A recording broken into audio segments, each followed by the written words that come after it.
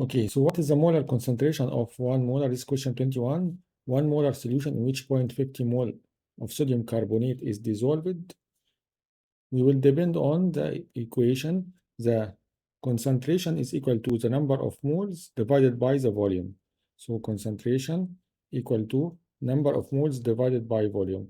What does he want here? The concentration of the solution. What is the molar concentration? Means the concentration in molar, in mole per decimeter cube. The number of moles is equal to 0.50 and the volume is equal to 1 decimeter cube. It's already in decimeter cube, no need to change it. So 0.50 over 1 decimeter cube equal to 0.50 molar. This is answer of part A. In the second one, he's looking for N. How many moles of sodium carbonate should be dissolved? This is different from the first one completely, totally different part. Should be dissolved in 0.10 decimeter cube of water to make a 0.50 molar solution. If you have the volume, that's 0.10 already in decimeter cube, and the concentration required is 0.50. So what's the number of moles? From the same equation, N is equal to C multiplied by V. So N is equal to C multiplied by V. Okay, so 0.10 multiplied by 0.50 is 0.05 molar. The last one is number C. What volume of solution should be used? So if you want the volume is equal to N over C. N over C. What volume of solution will be used to dissolve 0.1 molar of sodium carbonate, knowing that the concentration is 0.20? So this is number D. This is number D. And let's solve number C. So what volume of solution? Volume is equal to N over C. So volume is equal to N over C. This is volume. This is part C. N over C. Where did you get this all from? From this equation. C is equal to N over V. N is equal to C multiplied by V. V is equal to N over C. So if you are looking for the volume, volume is equal to N over C. What is the N?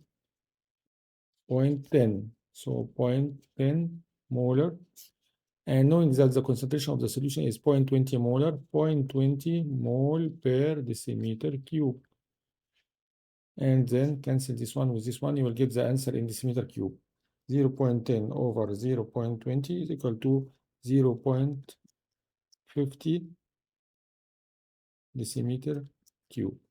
The last one is looking for the number of moles. The students want to prepare 100 centimeter cube of the molar solution of sodium carbonate. Find the mass of the sodium carbonate.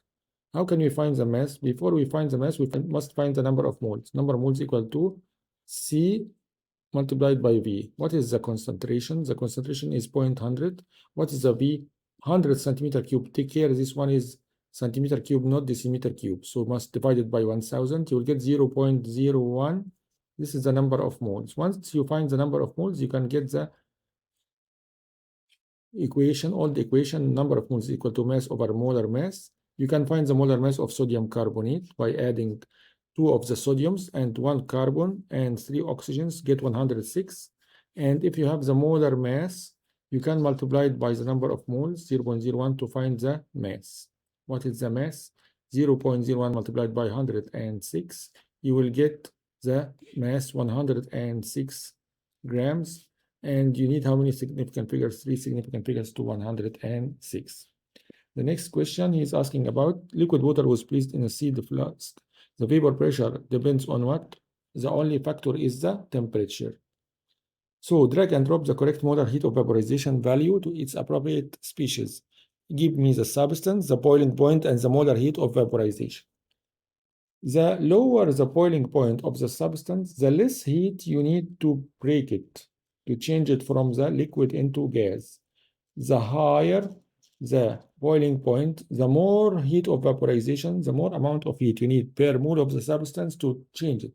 So we'll give the smallest number of molar heat of vaporization to the lowest boiling point, and gradually will increase the highest number to the highest boiling point.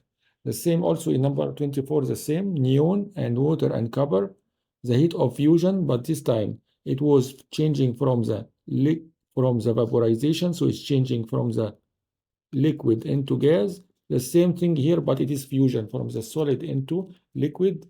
You will get the molar heat of fusion, the amount of heat required to fuse or to melt the substance from the solid to liquid. The lower the melting point, the less amount it needs to break. So you give the lowest melting point to the lowest heat of fusion and the highest melting point to the highest heat of fusion.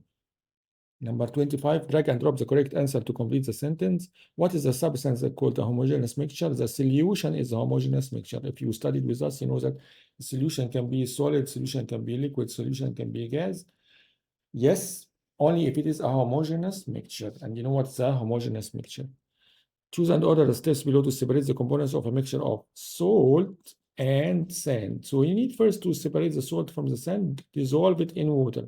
So the first step is to add excess of water so that you make sure all the salt has been dissolved. Once all the salt has been dissolved by adding excess of water, you can remove the sand. How do you remove the sand? By filtration. So in the residue, the sand will be removed. You will be kept left with the salt in the filtrate, the salt inside the water. How do you get rid of the water and keep the salt? Only by crystallization. So step A, then step D, then step B. Step A is you add excess water. Step D is filter the mixture to remove the sand. And step B is make the crystallization. Number 27, a substance sublimes when it passes directly from solid to gas state upon heating, directly from solid to gas without passing by the liquid, then it's called the sublimation. There is no liquid in between.